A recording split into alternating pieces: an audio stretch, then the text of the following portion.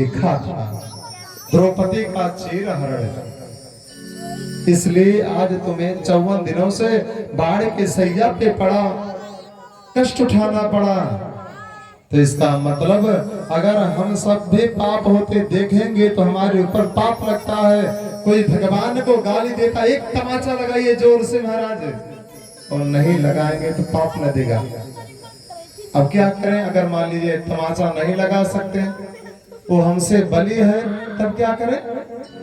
अंगुली डाल करके भाग जाओ कायर की तरह। और अगर कायर की तरह भाग भी नहीं सकते तो तुरंत अपने आत्मा को त्याग देना चाहिए, मर जाए, लेकिन अपने धर्म को जरूर बचाओ। कोई हमारे परमात्मा को गाली देता है, तुरंत उसका जीभ काट लो।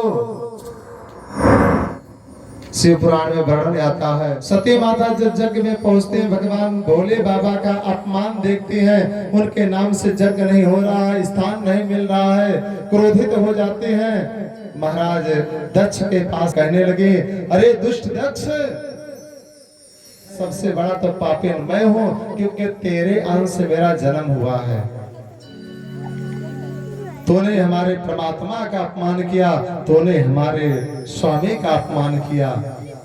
अगर मैं तेरी पुत्री नहीं होती तो अभी तेरा जीभ काट लेती, अगर मैं तेरी पुत्री नहीं होती तो अभी तुझे मार डालती। लेकिन बड़े दुख की बात है कि मैं तेरी पुत्री हूं,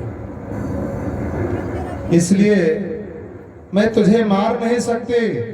भगवान भोलेनाथ की बात काट करके आई हूँ, उनकी आज्ञा था मत जाओ, जबरदस्ती आई थी सती माता, मैं वापस भी नहीं जा सकती।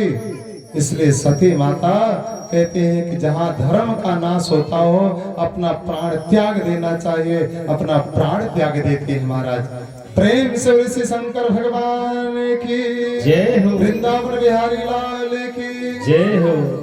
उग्रसेन जी महाराज कहते हैं, ये हमारा संतान धर्म का नाश करने के लिए आया है, मैं इसे छोड़ूंगा नहीं। एक बाकस बनवाते हैं, कांस में लपेट करके बाकस में डाल करके यमुना नदी में प्रवाहित कर देते हैं।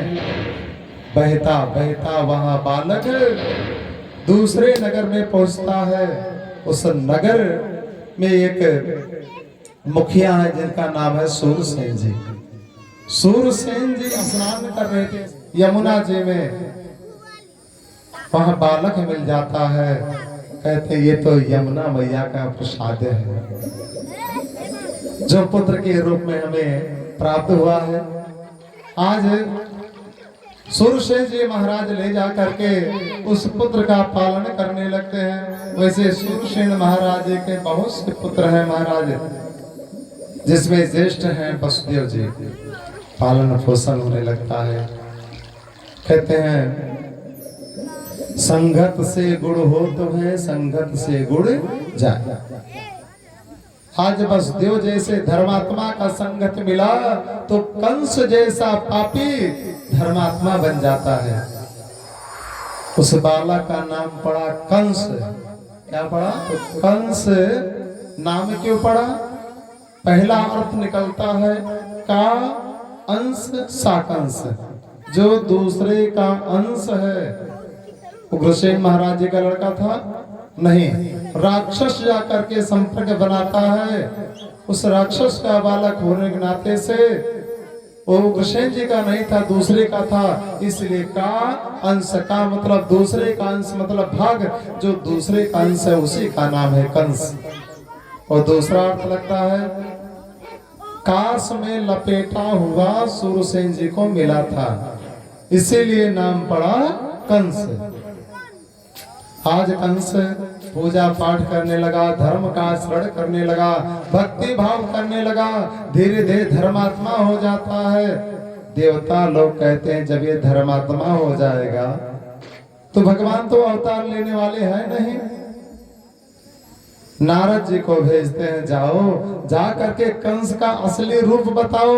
वो कंस है, वो पापी है, वो राक्षस है, आज देवता के जैसा कार्य कर रहा है। नारद जी आकर के पहुंचते हैं, नारद जी कहने लगे, अरे तू कौन है? कंस कहता है, मेरा नाम है कंस, मैं वसुदेव का भाई हूँ, सूरसेन जी का पुत्र हूँ।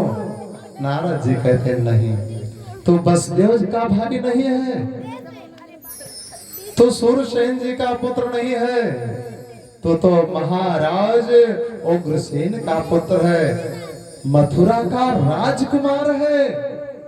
महाराज कंस जैसे सुनता है, मथुरा का राजकुमार, मैं राजकुमार हूं। नारद जी सारा वृतांत बताते हैं। हाँ, कंस तो मथुरा का राजकुमार है। जब तुम्हारा जन्म हुआ, तेरे पिता ने तो तुझे यमुना नदी में प्रवाहित कर दिया, फेंक दिया था। अब तुरंत गुस्सा आ जाता है, और गुस्सा ही महाराज राक्षस है। माता जी, गुस्सा क्या है? राक्षस है।